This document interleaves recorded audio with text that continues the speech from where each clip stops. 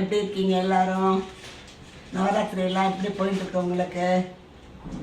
இப்போ இன்னைக்கு உங்களுக்கு ஸ்பெஷல் இட்லி சாம்பார், அதாவது டிஃபன் பண்ணுற சாம்பார் பண்ணி காமிக்கலான்ட்டு இருக்கேன். இட்லிக்கு சூப்பர் காம்பினேஷன். அதுக்கு என்னெல்லாம் பொருள் வேணுங்கிறத இப்போ நம்ம பார்ப்போம்.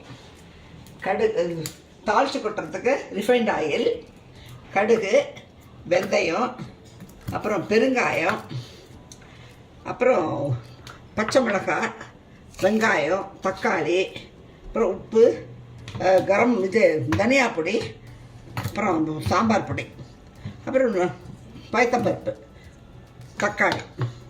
இதுதான் இதுக்கு வேணுங்கிற சாம்பார் இன்க்ரீடியன்ஸு. இப்போ நம்ம எப்படி பண்ணுறதுன்னு பார்ப்போம். ரிஃபைண்ட் ஆயில் கொஞ்சம் உண்டுன்னே ஊற்றிங்கோ, ஏன்னா வெங்காயம் தக்காளி வதங்கணும் இல்லையா, அதுக்காக.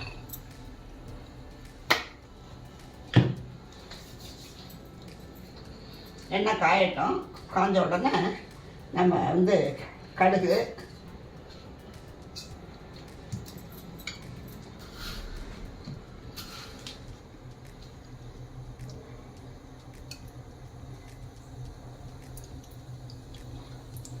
கடுகு வெடிக்க ஆரம்பித்த உடனே வெந்தயம் போட்டுங்க.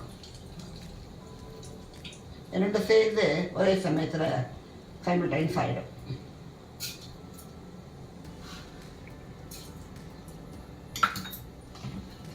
பெருங்காயம் நான் கட்டி பெருங்காயம் போடுறேன். கட்டி பெருங்காயமே இதுக்கு நீங்களும் போட்டுக்கலாம். ஏன்னா சாம்பார் தானே, உங்களுக்கு கறி எடுத்து சீக்கிரம் கரைஞ்சிரும். பொறிக்கும் இது தாளிச்சு கொட்டும் போதே அது நல்லா பொரிஞ்சிடும். இது ஸ்பெஷல் சாம்பார்.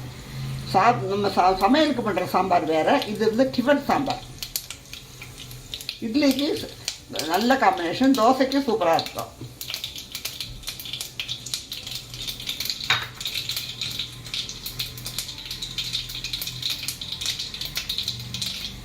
வெடிச்சுட்டு இப்போ நம்ம பச்சை மிளகாயை போட்டுக்கலாம். காரத்துக்கு பாதி பச்சை மிளகா, பாதி சாம்பார் பொடி. நான் ஒரு 5 பச்சை மிளகாய் எடுத்துட்டுருக்கேன். இது 4-5 பேர் சாப்பிட்ற குவான்டிட்டி. இது பச்சை மிளகாய் கொஞ்சம் வதங்க உடனே நம்ம வெங்காயம் போட்டுக்கலாம். வெங்காயத்தை இந்த மாதிரி நறுக்கி வச்சுருக்கோம். ரொம்ப அந்த மாதிரி பொடி இல்லை, இப்படி இந்த மாதிரி பொடி நீட்டமாக. இப்போ நம்ம வெங்காயத்தை போட்டணும். ஏன்னா பச்சை மிளகாய் தெறிக்க ஆரம்பிச்சிடும். அதனால் அது கொஞ்சம் வதங்க ஆரம்பிச்சோடனே நீங்கள் வெங்காயத்தை போட்டுட்டோம், இல்லைன்னா நம்ம மேலே தெளிச்சிடும்.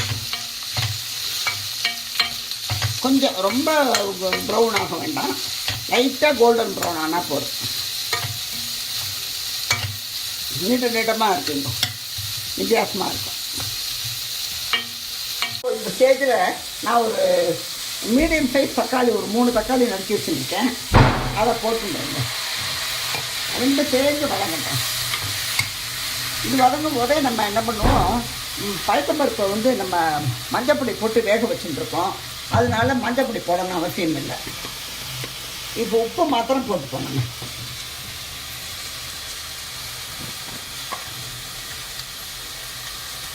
ஃபுல் உப்பு போட்டாலும் சரி, இல்லை இப்போ பாதி உப்பு, அப்புறம் நம்ம பயத்தம்பருப்புலாம் போட்ட பிறகு பாதி உப்பு போட்டாலும் சரி. நான் ஃபுல் உப்பு இப்போ போட்டுடுறேன். இதுக்கு ஒரு 2 கும்பலாக 2 டீஸ்பூன் போட்டுங்க உப்பு.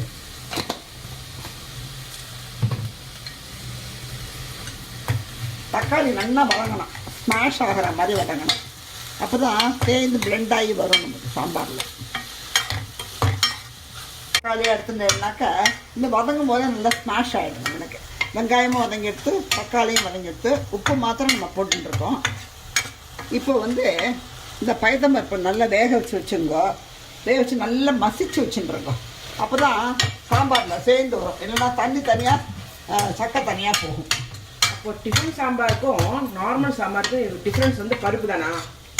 பருப்பு, அதுக்கு துவரம்பருப்பு போடுவோம், இதுக்கு பயத்தம்பருப்பு போடுவோம். அதில் நிறைய சாம்பார் பொடி போடுவோம். இதில் பச்சை மிளகாய் காரம் பாதி, பொடியோட காரம் பாதி. அதான் டிஃப்ரென்ஸு. 5 மினிட்ஸில் வேறு பண்ணிடலாம், சீக்கிரம் பண்ணிடலாம். பயத்தம்பருப்பு ரெடியாக இருந்துன்னு வச்சுக்கோ, வேக வச்சு சீக்கிரம் பண்ணிடலாம். சப்போஸ் இதில் வெங்காயம் தக்காளி இல்லாமல் காய் போடணும்னு ஆசைப்பட்டா என்ன காய் போடலாம்? காய் போடணும்னா பீன்ஸு கேரட் எல்லாமே போட்டுக்கலாம். Mixed vegetable. ஆமாம் போட்டுக்கலாம். அது அன்ன நல்ல வேகணும், அவ்வளோ முக்கியம். ஆனால் பெசனி சாப்பிட முடியாதோ? இது கொஞ்சம் கம்மியாக இருக்கிறதுனால, கொஞ்சம் எல்லாமே லைட்டாக இருக்கிறதுனால, காரம் இதெல்லாம் லைட்டாக இருக்கிறதுனால பெசஞ்சு சாப்பிட்டா சாத்தோட வந்து இதாகி உங்களுக்கு அவ்வளோ காரம் உப்பு கிடைக்காது. பட் தண்ணியாக இருக்கணுமா? இது கொஞ்சம் தண்ணியாக தான் இருக்கணும். நல்லா வதங்கிடுது, சூப்பராக வதங்கிடுது. இந்த ஸ்டேஜில் நம்ம என்ன பண்ணுவோம், இந்த தனியா பொடி போட்டுங்க.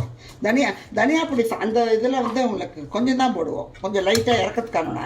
இதுக்கு தனியா பொடி மெயின். தனியா வாசனை தூக்கி நிற்கும். நல்லா இந்த ஸ்பூனால் நான் ஒரு 1.5 ஸ்பூன் போடுறேன் தனியா பொடி.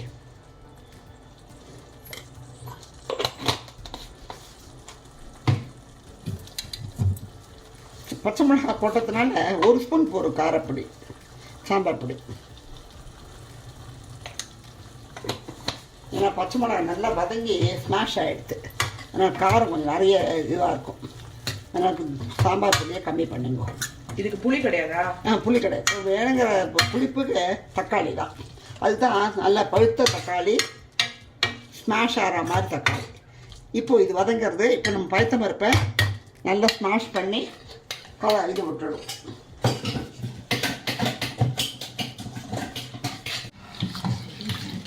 பழுத்த பருப்பை நல்லா ஐயா வெந்துடுத்து. நானும் கரண்டியால் நல்லா ஸ்மாஷ் பண்ணிட்டேன். ஏன்னா இந்த சாம்பார் கொஞ்சம் திக்காக இருந்தால் நல்லா இருக்காது, தண்ணியாக இருந்தால் தான் நல்லாயிருக்கும். இப்போ நம்ம இந்த பழுத்த பருப்பை ஊற்றிடலாம். நிறைய தண்ணி அளவு ஊற்றிடலாம்.